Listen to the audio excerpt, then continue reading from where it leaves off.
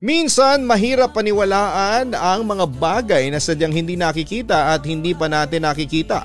Ngunit minsan sa mga pambihirang pagkakataon, sa mga hindi inaasahang panahon ay mas nararamdaman natin sila na para bang ang mga paramdam na ito ay isang signos para ibalik natin ang nauupos nating pananampalataya. Mahirap naman talagang paniwalaan ang mga bagay na hindi kayang ipaliwanag. Ngunit sa ating pagtanggap na hindi lang tayo ang narito sa mundo, ay magkakaroon tayo ng pangunawa at pagrespeto. Dear Papa Dudut, magandang buhay Papa Dudut. Gusto ko talaga na maging magiliw ang panimula ko sa aking sulat. Sobrang saya ko nang madiskubre kita sa YouTube channel mo. Hindi ko inaasahang matatagpuan ko rito ang paborito kong narrator mula sa radyo at ngayon ay nasa online na. Inaabangan ko ang lahat ng stories mo lalo na at nagbabahagi ka na rin ng mga kwentong kababalaghan. Damang-dama ko kasi ang bawat emosyon kapag ikaw ang nagkukwento. Ako nga pala si Allen, 35 years old, nakatira ako ngayon sa Marikina. Isa akong accounting staff pero nagtitinda rin ako ng mga produkto sa online, yung mga lutong bahay ni Mrs. para makadagdag sa budget ng pamilya. At dahil sa pandemya mas kailangan nating maging mas madiskarte, lalo na para sa mga hindi inaasahang bagay tulad ng pagkakaroon ng sakit at pananalanta ng bagyo. Nang dahil sa bagyong Odette ay bigla kong naalala yung na-experience ko noong tumulong kami sa mga nasalanta ng bagyong Yolanda. Siguro yung iba ay magsisitaasan ng kilay kapag narinig ang kwento ko. Pero wala akong pakialam. Pagkakataon ko na ito para maikwento ang matagal ko nang gustong ibahagi sa ibang tao. Ang karanasang ikukwento ko ay noong nagtatrabaho pa ako noon sa isang accounting firm sa Makati. Nang mga panahong yon ay kamamatay lang ng nanay ko dahil sa sakit na breast cancer. Sobrang bigat ng pakiramdam ko noon na para bang nawawala na ako ng ganang makisabay sa agos ng buhay. Aminado kong humina at halos nawala na ang pananampalataya ko sa Diyos. Talagang dumaan ako papadudod sa matinding pagsubok na yon. Gusto kong sisihin ng Diyos kung bakit nanay ko pa ang binigyan niya ng ganong klase ng sakit. Marami namang taong mayaman at masasama ang loob na deserve ng ganong klase ng sakit. Bakit siya pa na taong naglilingkod sa simbahan tuwing araw ng linggo? Gulong-gulo ang isip ko ng panahon na yon hanggang sa dumating nga ang hindi ko inaasahan na pagkakataon. Nagulantang hindi lamang ang buong bansa pati maging ang buong mundo sa pagdaluyong ng bagyong Yolanda. Hindi lang mga ari-arian o tahanan ang winasak at binawi ng kalikasan, kundi maging ang libu-libong buhay ng ating mga kababayan. Sa tuwing nakikita ko ang mga larawan at videos sa balita ay nangihina ang tuhod ko kung paano kinaya ng mga nakaligtas ang dilubyong dumaan sa buhay nila. Sa panahong ito ay naging saksi tayo kung paano nagtutulungan ang bawat isa para bumangon at harapin ang bagong umaga. Marami naman ang nag-aabot ng tulong. Ang lahat ng bansa sa bawat panig ng mundo ay nag-aabot ng kanya-kanyang donasyon. Sa madaling salita ay sumilay ang pag-asa sa bawat biktima ng bagyo. Kabilang na nga rito ang kumpanya kung saan ako noon nagtatrabaho. Good morning everyone. Gusto ko nang i-announce na sa halip na isang magarbong Christmas party ang ating pagsasaluhan, nakapag-decide na ang management na i-donate na lamang ang budget para sa mga nabiktima ng bagyo. Bati ng manager namin ang umagang yon ng Lunes. Pumayag naman kaming mga empleyado dahil wala namang gustong tanggihan ang pagbibigay ng tulong sa mga nangangailangan. Lalo na at parating noon ang Kapaskuhan. Noong panahong yon ay hiniram ko ang lumang van ng tatay ko. Naglatag kasi ng iba't ibang programa ang kumpanya namin.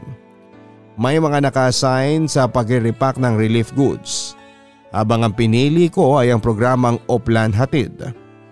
Nang panahong yun ay marami sa mga biktima ng bagyo ang pumunta sa Maynila upang makalayo sa kani-kanilang bayang winasak ng bagyo.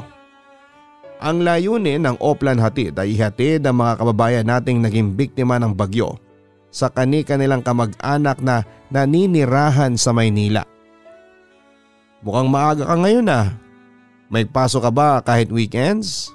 Puna ng tatay ko nang maaga akong bumangon para kumain ng almusal.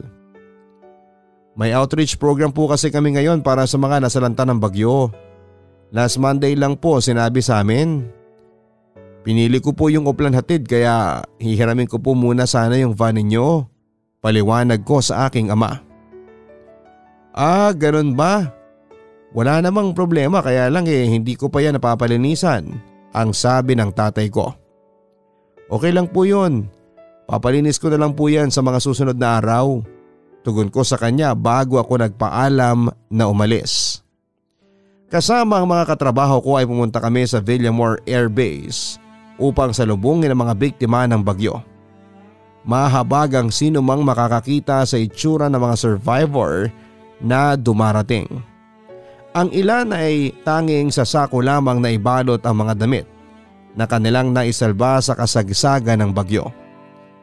Marubi ang kanilang mga damit at ang iba ay amoy dagat. Mabuti na lamang at may mga napamigay na tsinelas kaya hindi na sila yapak. Namahagi rin kami ng ilang damit, banig, toiletries at mga gamot bilang bahagi ng Oplan Hatid. May organizer kami noon na pumipili ng mga pamilyang maa-assign sa amin. Kinukuha muna ang mga detalyeng kinakailangan katulad ng pangalan at exact address ng kamag-anak na tutuluyan sa Maynila. Bago sila sumakay sa van ay binigay na rin namin kaagad ang mga relief goods. 2 pamilya ang naka-assign sa akin sa unang araw ko. Mga tipid ng ngiti lang ang ibinigay nila sa akin.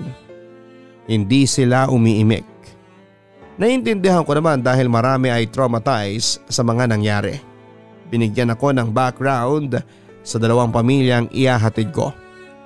Ang unang pamilya ay ihahatid ko sa Pasig. Ang natira na lang daw sa kanila ay ang padre di pamilya at ang bunsong 5 taong gulang. Pinapasok ko na sila sa van at dahan-dahan kong pinaandarang sasakyan. Sobrang tahimik sa loob ng sasakyan. Kaya para sana maibsan ang katahimikan ay sinubukan ko magtanong sa tatay na ihahatid ko sa Pasig. Kumusta po kayo? Tanong ko sa kanya kahit na alam ko namang hindi talaga sila okay. Wala lang talaga akong maisip na iba pang tanong para sa kanila. Sobrang hindi na namin inaasahan ang dumating na bagyo. Nang araw na yon sobrang taas pa ng sikat ng araw. Sobrang maaliwalas ng panahon. Nakapaglaba pa nga kami ni Mrs. ng kobre kama at ng ilang mga damit. Animoy walang paparating na sakuna. Natatawa pa kami kapag naririnig namin sa radyo na may parating daw na bagyo. Ngunit pagpatak ng gabi ay doon na nagsimulang umulan. Nakarinig kami ng malakas na daluyong bago rumagasa ang baha. Huli na nang kami ay makakilos. Ang asawa at 2 ko pang anak ay tinangay noong kasagsagan ng bagyo. Natagpuan na lang ang kanilang mga bangkay sa kabilang baryo. Pagkukwento ng tatay na taga Pasig. Hindi agad ako nakaimik dahil sobra kong nabagabag. Na-imagine ko yung mga sinabi niya at dama ko yung sakit na bit-bit niya. Lahat sila ay pilit na nagpapakatatag para makapagsimulang muli. Nauna kong inihatid ang taga Pasig. Mainit namang tinanggap ang mag-ama ng mga kamag-anak nito. Ang ikalawang pamilya naman ay sa Mandaluyong ko ihahatid. Ang natira na lang sa pamilya nila ay ang panganay na babaeng 19 years old at ang isa sa kambal nitong kapatid na 10 taong gulang. Kumusta kayo magkapatid? Tanong ko sa dalaga. Hindi ko po alam kung paano magiging okay. Masyado pong mabigat para sa amin yung mga naranasan namin. Namatay po ang mga magulang namin. Pati sina kuya at yung isang kambal ay hindi nakaligtas. Wala na rin pong naiwang baka sa dating kinakatirikan ng aming bahay. Kami lang po ng kapatid ko ang natirang nakakapit sa puno ng niyog kaya hindi po kami tinangay ng baha, tugon ng dalaga. Nakikiramay ako sa inyo. Sana kahit papaano ay makatulong ako sa inyo. Pakikiramay ko sa kanya. Naawa ako dahil wala na raw bakas ng kanilang dating tahanan. Tinangay pa lahat pati buhay at kanilang mga ari-arian. Salamat po at hindi na po namin kakailanganing lakarin ng daan papunta sa bahay ng aming tiyahin. Hindi rin po kasi namin alam kung saan ang Mandaluyong, kaya laking bagay po ang ginagawa ng kumpanya po ninyo, sagot ng dalaga. Nang ihatid ko ang dalawang yon ay buwaba pa ako. Kumatok ako sa pinto ng ilang saglit pa ay bumungad sa akin ang isang matabang babae na nakapuso ng buhok. Anong kailangan mo? Malumanay na tanong sa akin ng ale. Narito po ako para ihatid ng mga pamangkin po ninyo. Natawagan na po kayo kanina ng organizer namin. Paliwanag ko sa kanya. Binuksan ko ang pinto ng van at tumambad sa harapan niya ang mukha ng dalawang bata. Lita! George! Sigaw agad ng ale at sinugod ang dalawang bata sa loob ng van at parehong niyakap. Umagulhol ang dalawang magkapatid at mahigpit na niyakap ang kanilang tiyahin. Nakaramdam ako ng lungkot ng sabay-sabay na pumalahaw ng iyak ang tatlong nasa harapan ko. Wala na sina inang at papang. Narinig ko pang iyak ng 19 years old sa kanilang tiyahin. Hindi ko napigilang mapaluha sa eksenang yon. Parang pelikula pero totoo ang lahat ng mga nangyayari. Maraming buhay ang nawala at mga pamilyang nawasa. Buwaba na ang dalawang magkapatid at saka ako nagpaalam sa kanilang lahat. Sumakay na ako ng van at saka pinandar ito. Muli akong bumalik sa airbase. May dalawa pa akong pamilya na hinatid bago ko naisipang umuwi. Sobrang bigat ng emosyon na dala ko pagdating ng bahay. Kaya para mabaling ang atensyon ko ay ako na lang munang nagluto ng hapunan namin ng tatay ko. Solo na anak lamang naman ako at kami na lang dalawa sa bahay. Kumusta ang Oplan hatid? Tanong sa akin ng tatay habang sabay kaming kumakain. Okay naman po tay. Ang bigat lang po sa dibdib lalo na kapag makikita mo ang itsura nila paglabas ng airbase. Nakakaiyak yung mga kwento nila na aakalain mong sa pelikula mo lang mapapanood pero nangyayari po pala talaga sa totoong buhay. Tugon ko. Kung buhay pa ang nanay mo magiging proud yun sa'yo. Gusto niya yung mga ganong pagtulong sa kapwa. Kilala mo naman yon. Numero 1 volunteer sa mga outreach program sa simbahan. Dagdag pa ng tatay ko. Ngumiti na lamang ako. Parang mas lalo akong nalungkot nang banggitin niya si inay. Tama siya Papa Dudut. Siguro nga kung nabubuhay pa siya noon ay katulong ko siya sa programa o baka nag-volunteer siya sa simbahan. Nang gabing yon ay nagkaroon ako ng kakatuwang panaginip. Tinatangay raw ako ng malakas na agos ng tubig. Malakas ang ulan at sobrang dilim ng kalangitan. Hindi ko pa alam kung nasaan ako pero alam kong naghahanap ako ng makakapitan sa paligid. Allen! Allen!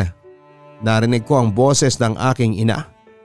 Nagulat ako nang biglang may kumapit sa akin. Ma, huwag kang bibitaw sa akin. Sigaw ko nang makitang ina ko pala ang kumapit sa akin. Kumislap ang kidlat sa langit at mas lumakas ang daluyong ng hangin. Mas naging mabangis ang pagragasa ng tubig at nakabitaw sa akin ang aking ina. Ma! Ma! Sigaw ko hanggang sa bigla na lamang akong nagising. Umihingal ako na bumangon sa kama Papa Dudut. Basang-basa ako ng pawis. Mabuti na lang at panaginip lang ang lahat. Tinignan ko ang orasan at nakitang 3:00 pa lang ng umaga. Hindi na ulit ako nakatulog ng gabing yon. Sa tuwing pipikit ako ay nai-imagine ko ang mga biktima ng bagyo. Naiisip ko kasi na kung paano kung ako yung nasa sitwasyon nila. Ano nga ba ang gagawin ko kapag ako na yung tinatangay ng agos sa gitna ng malakas na ulan at madilim na kalangitan? Nang sumunod na araw ay may mga hinatid muli akong biktima ng bagyo sa kanilang kamag-anak dito sa Metro Manila. Sadya sigurong may mga pagkakataong nakakapanlumo. Halos madurog ang puso ko nang hindi tanggapin ng isang taga-Pasig yung huling ihahatid ko ng araw na yon. Magkapatid yon na isang 10 years old na babae at isang 5 years old na lalaki. Ayon sa information na nakalap ko ay tiyahin yon ng 2 bata. Mas lalong nakakalungkot ang mga ganong eksena. Hindi ko rin naman masisisi ang mga ito dahil minsan ang mga kamag-anak na nasa Maynila ay isang kahig isang tukarin. Umiyak ng umiyak ang magkapatid nang bumalik sa loob ng van. Hindi ko alam kung paano sila patatahanin. Sa totoo lang ay naiiyak na rin ako ng mga oras na yon, pero ayoko namang mag-iyakan kaming 3. Kaya naisipan kong itreat na lamang silang 2 ng merienda. Pumunta kami sa malapit na fast food. Inorderan ko sila ng spaghetti, ice cream at manok na may kanin. Kahit papaano ay tumigil sila sa pag-iyak pero ayaw pa rin nilang galawin yung mga pagkaing nasa lamesa. Ano palang pangalan ninyo? Tanong ko sa kanilang 2 kahit na alam ko naman dahil ibinigay naman ito ng organizer sa akin bago ko sila inihatid. Ako po si Akira, tapos siya po si Lemuel, turo ng batang babae sa kapatid niya. Kumain na kayo. Huwag kayong mahihiya ha, udyo ko sa kanilang 2. Pero paano po sila? Inosenteng tanong sa akin ni Lemuel sabay turo sa katabi naming bakanting mesa. Napansin ko na siniko ni Akira ang kapatid. Kumain ka na lang. Kung ano-anong nakikita mo, puna ni Akira. Nilingon ko ang bakanting mesa na itinuro ni Lemuel habang sila ay kumakain. 2 lamang yon at wala namang nakaupo doon. Kinilabutan ako nang makitang basa yung magkatapat na silya at tumutulo pa nga yung tubig sa sahig. Ang sahig ay may bakas ng putik at mga buhangin. Gumapang ang kilabot sa buong katawan ko.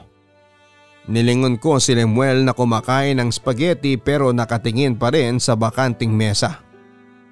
Tumatawa-tawa pa nga ito habang kumakain at inaalok ang sinumang nakikita nitong nakaupo doon.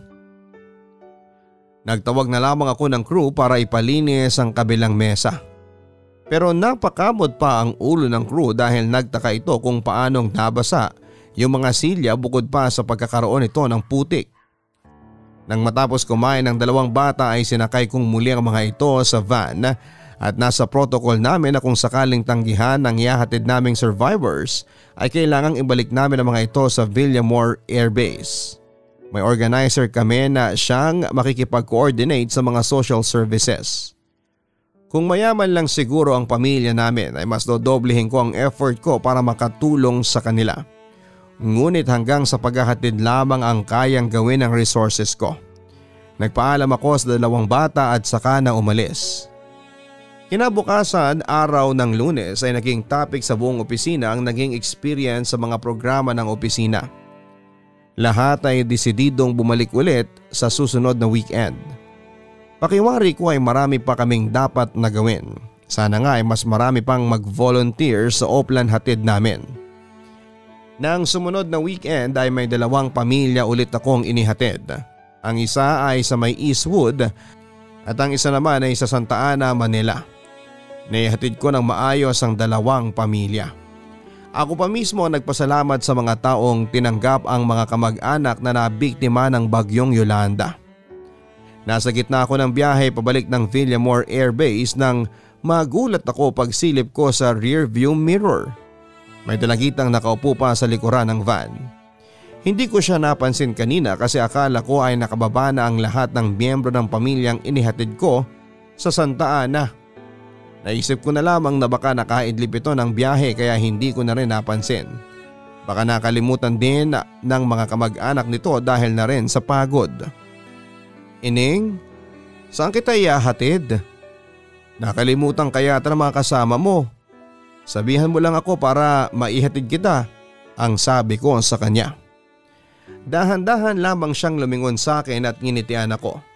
Nang ihinto ko ang sasakyan dahil sa stoplight ay saka ko siya nilingon. Napansin kong may hawak ang dalaga na rosaryo at yapak ang mga paa. Kalong nito ang isang light blue na payong. Nagtaka ako dahil nagbibigay naman kami ng mga tsinelas sa kanila bago pasakayin sa loob ng van. Mahaba ang buhok nito at maitim ang eye bags sa magkabilang mata. Ngunit sa kabila ng pagkaputla ng kanyang muka ay maaliwalas yon. Ining, taga saan ang mga kamag-anak mo? Tanong ko ulit sa kanya.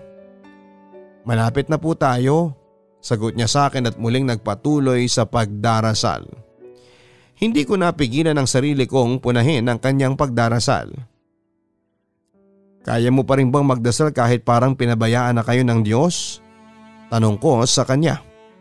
Nagulat din ako sa mga nabitawang kong salita dahil batid kong mali yon. Baka nakadagdag pa ako sa stress ng bata. Nilingon niya ako at muling ngumiti. Kapag nawala ang kapit ko sa kanya, sino na ako? May mga pagsubok na ibibigay ang Diyos para mas lalong tumatag ang kapit natin sa kanya. Dahil madalas ay hinahanap lang naman natin siya sa gitna ng pagsubok. Tinatawag lang siya kapag nangangailangan tayo ng tulong. Pero sa gitna ng kasiyahan at pagdiriwang, tinatawag pa ba natin siya? Pinupuri pa rin ba natin siya? Tanong sa akin ng dalagitang animoy matanda kong makipag-usap. Natigilan ako sa mga sinabi niya, Papa Dudut. Pinaandar kong muli ang sasakyan dahil nagkulay green na ang traffic light.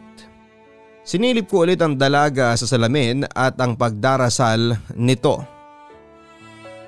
Sinong pinagdarasal mo? Pangungulit ko ulit sa kanya. Mas kailangan ng buhay ang mga dasal dahil sila ang mga iniwan. Sila ang magluluksa at sila ang tatanggap ng lahat ng sakit.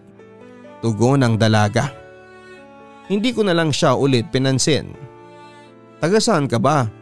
Magpapagas muna ako ha bago kita ihatid, ang sabi ko sa kanya. Dito na lang po, sagot niya at nagulat ako sa mga sinabi niya. Anong ibig mong sabihin? Pagas lang muna tayo tapos sabihin mo na sa akin kung saan ba kita ihahatid, giit ko sa kanya. Huminto ako sa isang gas station at nilapitan ako ng crew. Pa full tank, udyo ko sa kanya. Nakita kong open ang mini mart ng gas station kaya naisipan ko na ibili muna ang dalaga ng merienda. Baka gusto mo ng pagkain, ibibili muna kita, ang sabi ko sa kanya at saka ko siya nilingon. Pero nagulat ako nang mawala siya sa kinakaupuan niya. Hindi ko rin naman narinig na bumukas ang pinto ng van at nagtaka ako kaya buwaba ako ng sasakyan. Tol, may nakita ka bang buwaba ng van ko? Tanong ko sa gasoline boy. Wala naman po sir, bakit po? Tanong niya sa akin. May kasama ko kanina Nakausap ko pa nga Ang sabi ko sa kanya, magpapagas muna ako bago ko siya ihatid sa kanila. Pagkukwento ko sa kanya. Hala sir, baka minumulto kayo. Wala po talagang buwaba dyan. Saan po ba kayo galing? Tanong nito sa akin. Umikot pa ako sa sasakyan at binuksan ang pinto. Wala talaga akong nakitang bakas ng may umupo roon kanina. Pero siguradong sigurado ako sa mga nakita at nakausap ko kanina. Hindi pwedeng mamalik mata lamang ako. Nakaramdam ako ng kilabot sa buo kong katawan.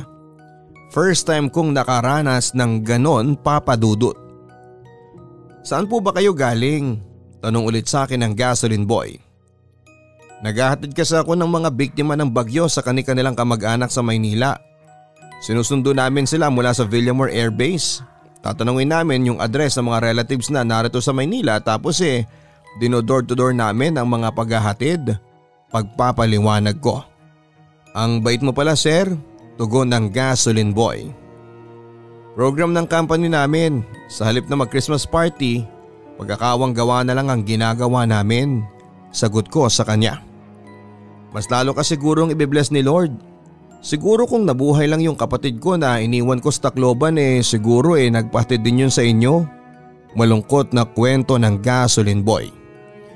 Anong ibig mong sabihin? Tanong ko sa kanya. May kapatid po ako na dalaga doon. Iniwanan ko kasi nakipagsapalaran ako sa Maynila. Hindi ko naman po akalain na may bagyong darating. May nagbalita lang po sa akin na namatay siya. Hindi naman po ako makauwi doon kasi nga po wala na akong babalikan. Ang magagawa ko lang po ay ipagdasal na lamang siya. Sagot ng gasoline boy na naluluha pa. Kinilabutan ako na mapagtanto ko ang mga nangyari. Naisip ko na baka kapatid niya yung nakisabay na kaluluwa sa van. Binayaran ko yung gas at binigyan ko siya ng malaking tip. Nagulat pa nga siya sa ginawa ko pero nagmamadali na akong bumalik ng sasakyan. Nagsisitaasan pa rin ang mga balahibo ko sa aking katawan nang paandarin ko ang van.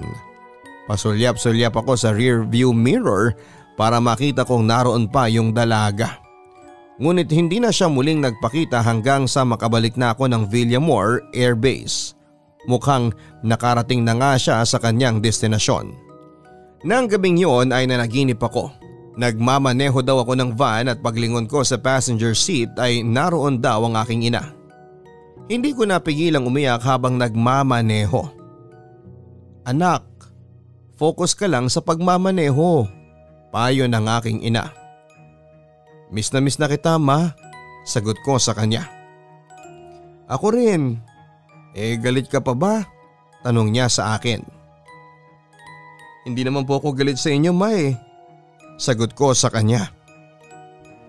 Alam ko namang hindi ka galit sa akin pero galit ka sa Diyos?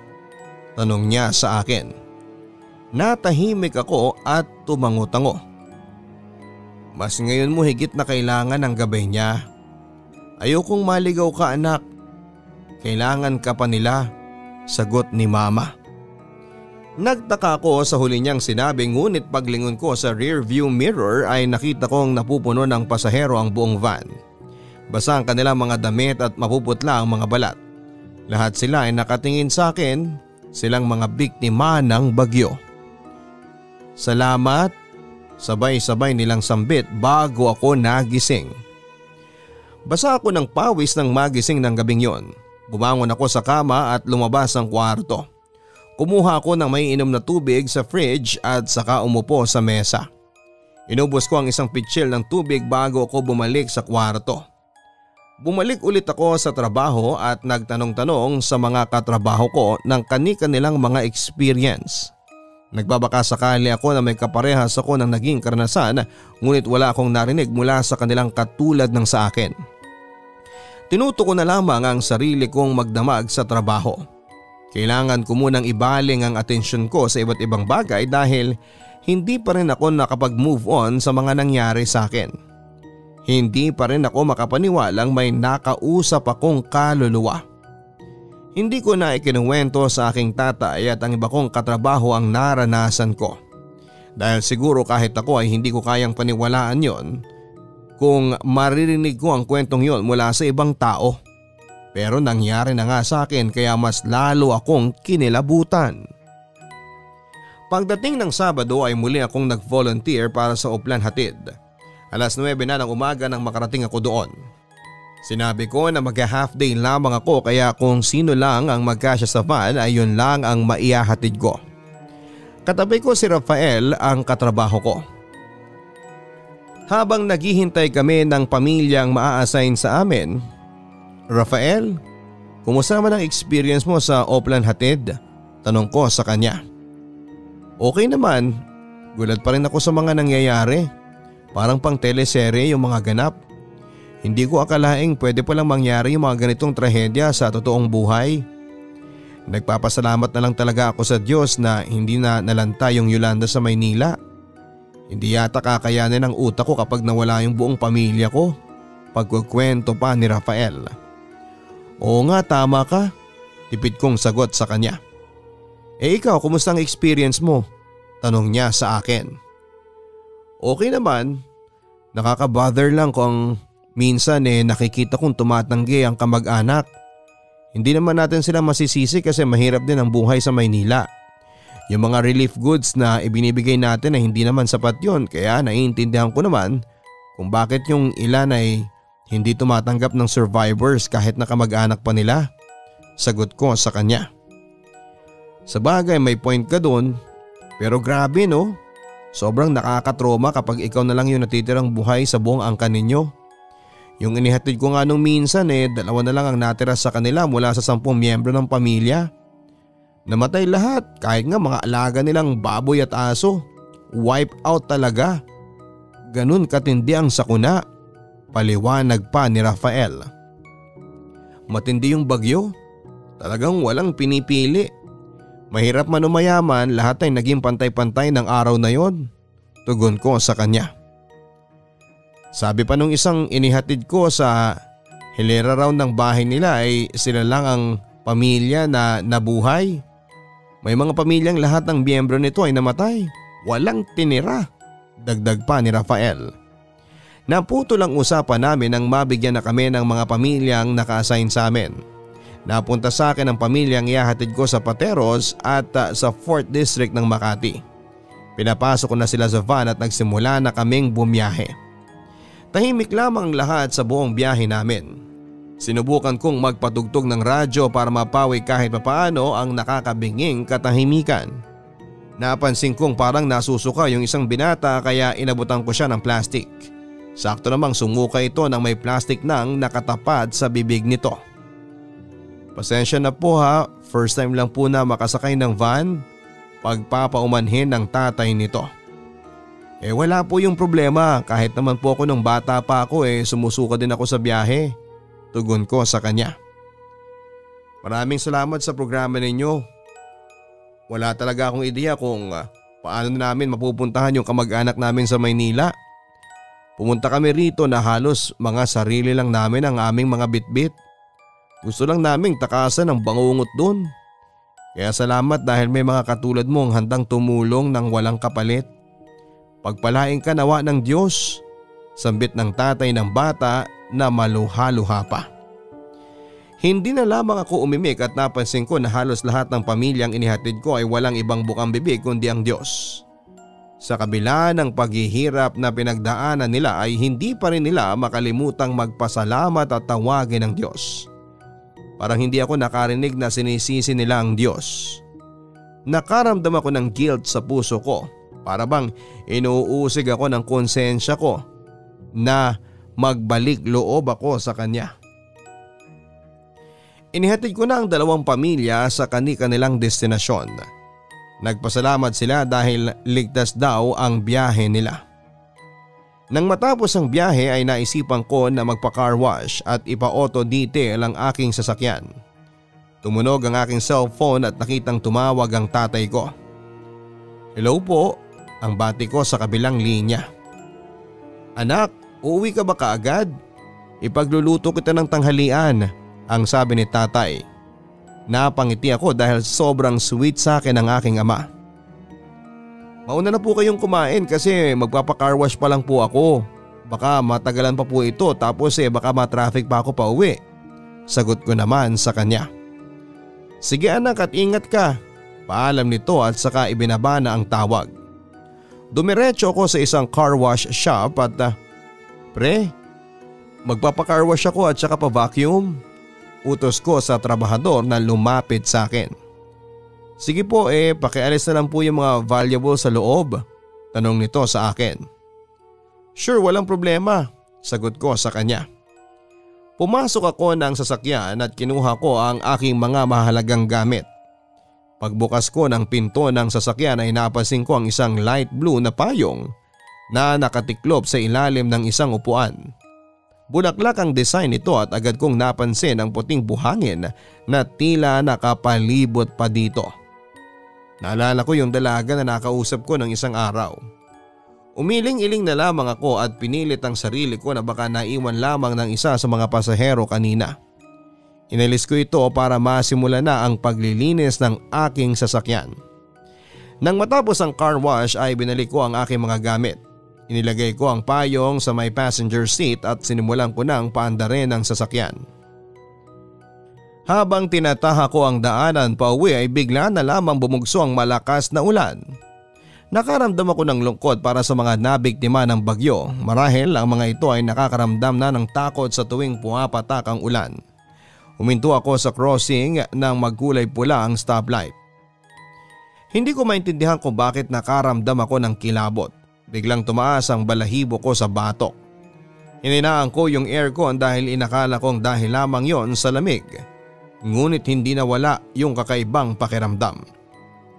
Napatingin ako sa may rear view mirror. Tila ba may hinahanap ang mga mata ko ngunit wala naman akong kakaibang mga nakita. Tumaas ang mga balahibo ko sa braso nang maalala ko ulit ang nakausap ko noong isang araw. Mag-isa lamang ako sa loob ng aking sasakyan at pinapaandar ko ang van nang mag-go signal na ang traffic light. Nagtaka lamang ako kasi parang ang bigat ng aking sasakyan. Parang punong-puno pa rin. Nagulat na lamang ako nang maaninag ko sa aking kanan ng figura ng isang babae. Agad akong lumingon ngunit ang tanging nakita ko lamang dito ay ang payong. Napapailing na lamang ako sa mga nangyari. Pakiwari ko ay pagod lamang yon o kaya ay namamalik mata lamang ako. Binuksan ko ang radyo para mapawi ang takot na namumuo sa dibdib ko. Nagtaka lamang ako dahil puro static lang ang narinig ko sa radyo. Parang walang signal. Naisip ko na baka humina dahil sa ulan. Ngunit nagulat ako nang maging tila malakas na buhos ng ulan nang naririnig ko na sa radyo. Kinabahan ako kasi huminto na ang ulan sa labas. Sinubukan ko pang mag-browse ng ibang frequency pero pare-parehas lamang sila. Nagulat pa ako nang may marinig akong mahinang sigaw mula sa static na ingay. Tulong! Mahinang bulong ng sinumang boses na nasa radyo. Napatigil ako at saka pinatay na lamang ang radyo. Huminga ako ng malalim at nag-focus na lamang ako sa pagbabiyahe. Mukhang nasosobrahan na ako sa pagod. Pinipilit ko pa rin ang sarili ko na imagination lamang ang lahat. Nang makarating sa bahay ay agad akong dumiretso sa aking kwarto. Hindi ko na pinansin ang tatay ko na abalang nanonood ng TV. Agad akong humiga sa kama at ilang saglit pa ay nakatulog na ako. Bigla na lamang ako nalimpungatan at napahawak sa aking dibdib. Abnormal ang tibok ng aking puso. Sobrang bilis ng tibok nito. Madilim na ang aking kwarto at mukhang napahaba ang tulog ko dahil sa pagod. Hapon pa lamang naman nang dumating ako kaya hindi ko na binuhay ang ilang kwarto.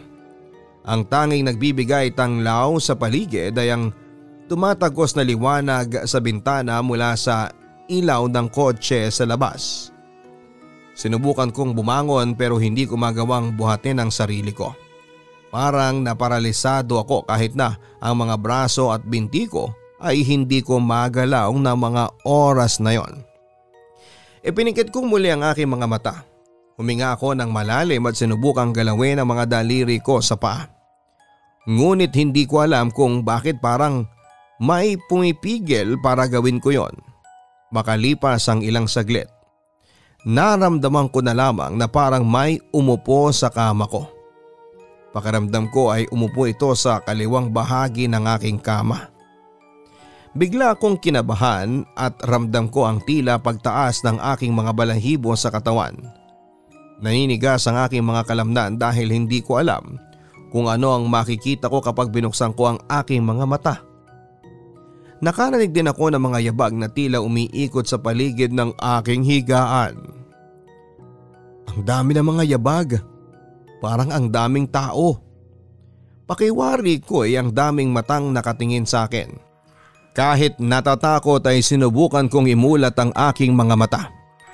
Ganun na lamang ang aking pagkagimbal nang makita ang napakaraming tao na balot ng putik at buhangin na nakatayo sa paligid ng aking kama.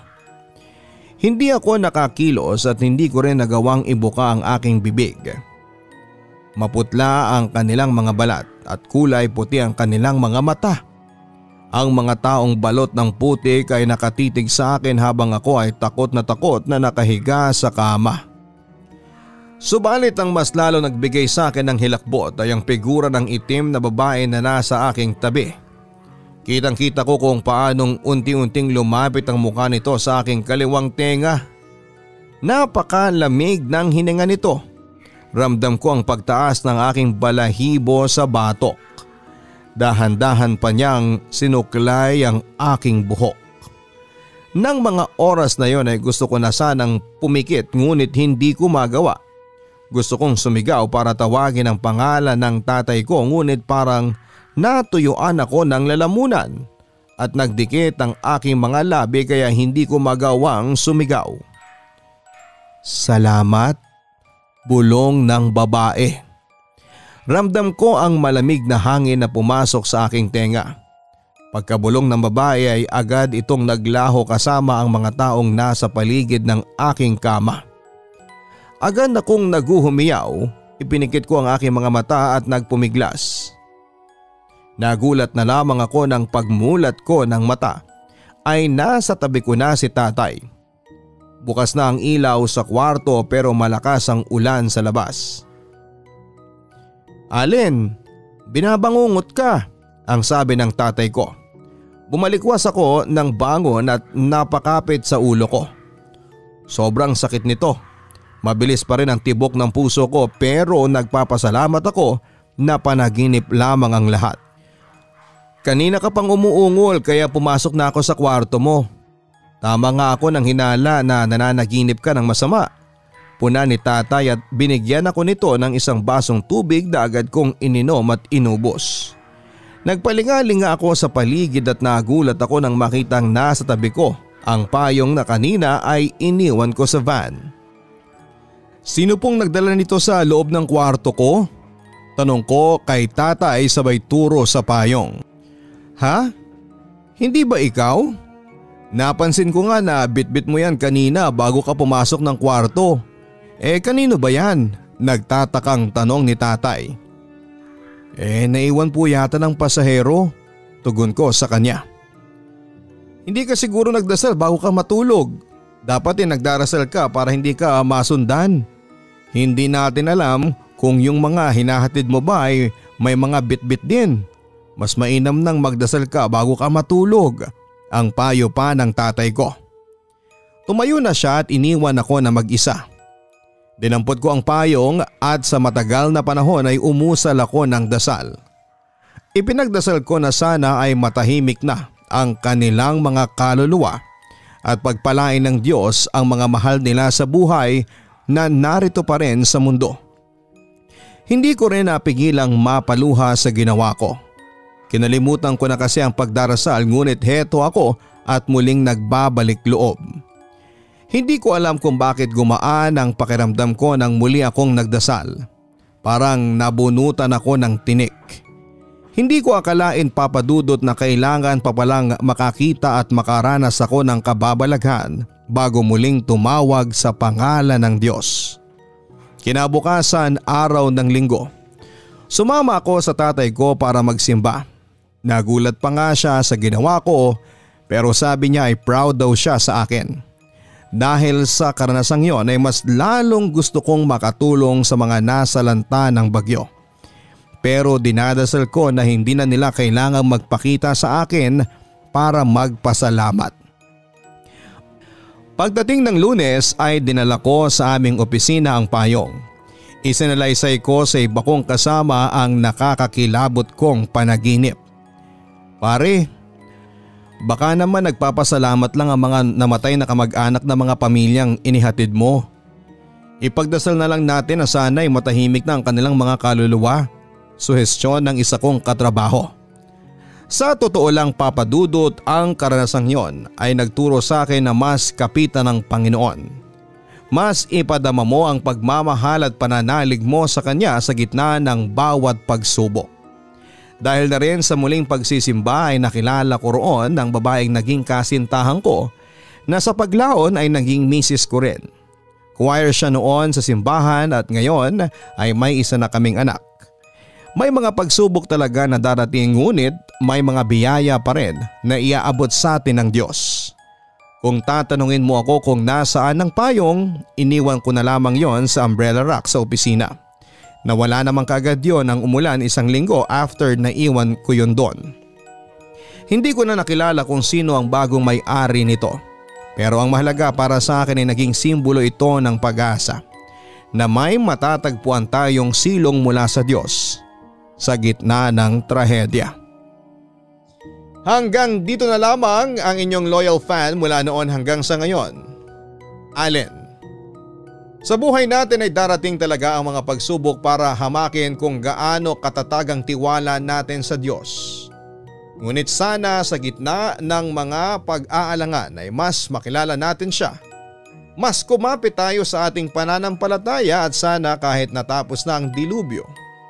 Sa oras na malampasan na natin ito, at nasa runok na tayo ng tagumpay, huwag sana nating kalimutang magpasalamat at puriing muli ang kanyang pangalan. Hanggang sa muli, ako po si Papa Dudut. Huwag kalimutan na mag-like, share and subscribe. Suportahan niyo din po ang isa ko pang bagong channel, ang Papa Dudut Vlogs. Maraming salamat po. Ang buhay ay mahiwaga,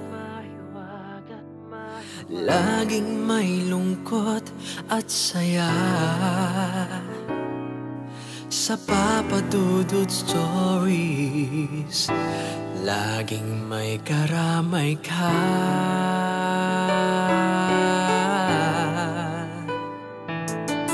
Mga problemang kay bigat, dito ay pakikinggan ka.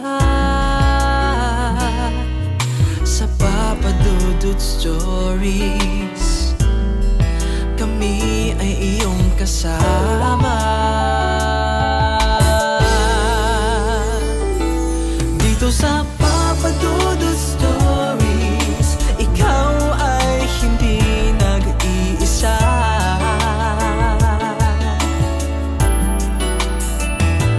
Dito sa Papa Dudut Stories, may nagmamahal sa'yo. Papa Dudut Stories, Papa Dudut Stories, Papa Dudut Stories.